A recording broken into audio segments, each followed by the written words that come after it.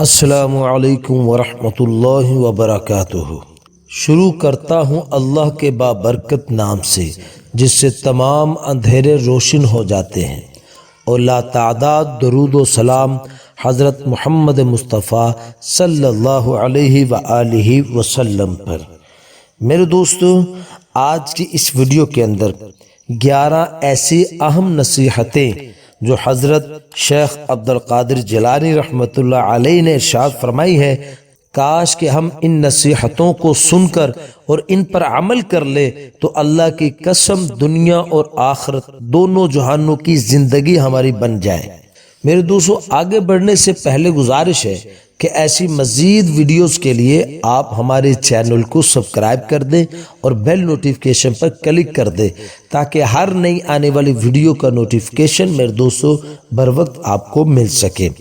نصیحت نمبر 1، اپنی مصیبتوں کو چھپاؤ، اللہ کا قرب حاصل ہوگا۔ نصیحت نمبر 2، بہترین عمل لوگوں کو دینا ہے، لوگوں سے لینا نہیں۔ نصیحت نمبر 3، علم اگر زاہد نہ ہو تو اپنے زمانے والوں پر عذاب ہے، یعنی اگر علم سے آدمی کے اندر تقوی پیدا نہ ہوا تو وہ زمانے والوں کے لیے عذاب ہے۔ نصیحت نمبر 4، فرمایا کہ مومن اپنے اہل و عیال کو اللہ پر چھوڑتا ہے اور منافق زر و مال پر، یعنی ایمان والا اپنے گھر والوں کو اللہ کے ساتھ جوڑ کر جاتا ہے اور منافق سمجھتا ہے کہ میرے اہل و عیال کی حفاظت چیزوں سے ہوگی، مال سے ہوگی۔ نصیحت نمبر 5، ظالم اپنے ظلم سے مظلوم کی دنیا خراب کرتا ہے اور اپنی آخرت خراب کرتا ہے۔ نصیحت نمبر 6، وہ روزی جس پر شکر نہ ہو اور وہ تنگی جس پر صبر نہ ہو فتنہ ہے۔ نصیحت نمبر 7، جس کو تکلیف نہ پہنچے اس میں کوئی خوبی نہیں۔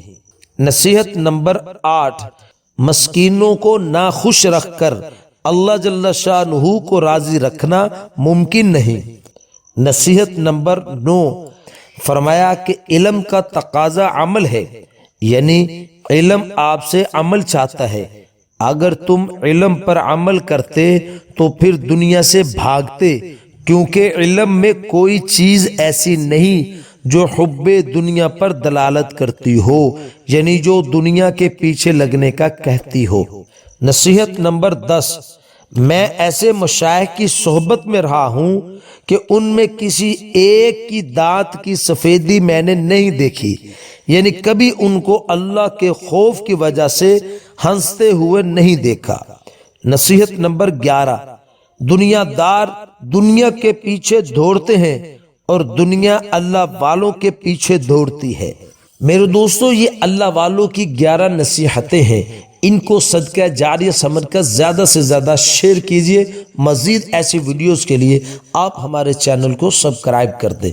السلام علیکم ورحمۃ اللہ وبرکاتہ۔